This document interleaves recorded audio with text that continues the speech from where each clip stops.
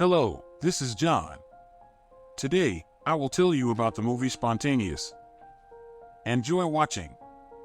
Mara was an ordinary student living an ordinary life in a small town. While sitting in her math class, she got distracted by her pencil and something strange happened. The walls and the entire classroom turned red with blood. She noticed that the girl in front of her exploded.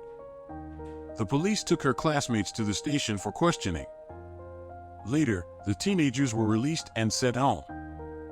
In the evening, she started chatting with a stranger in her room. She enjoyed talking to him and his jokes. The next day, the funeral of the girl who died took place.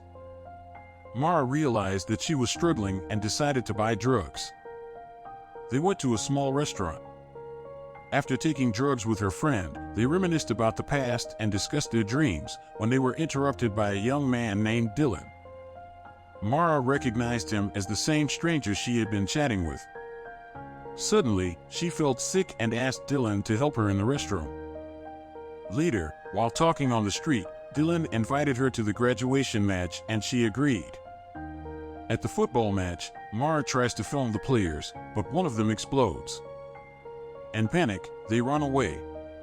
The whole town knows what's happening and starts to panic.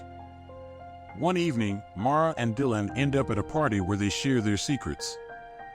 When they return home, they notice that someone has exploded. An agent calls the girls to meet with her and suggests that the explosions might be related to drugs. Mara doesn't believe it, but she wants to help by buying all the drugs from her friends. When they were driving to buy drugs, both of her friends exploded in the car, and Mara miraculously survived. Dylan finds her by the river, but they are taken by people in white coats. They wake up in the hospital, where they are kept for research and treatment.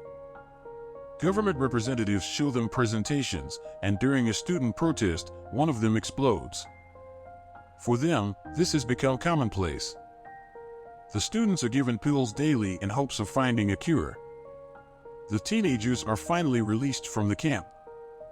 Ma goes home and smokes weed while talking to her parents. The next day, she invites Dylan home and they have sex. They confess their love to each other.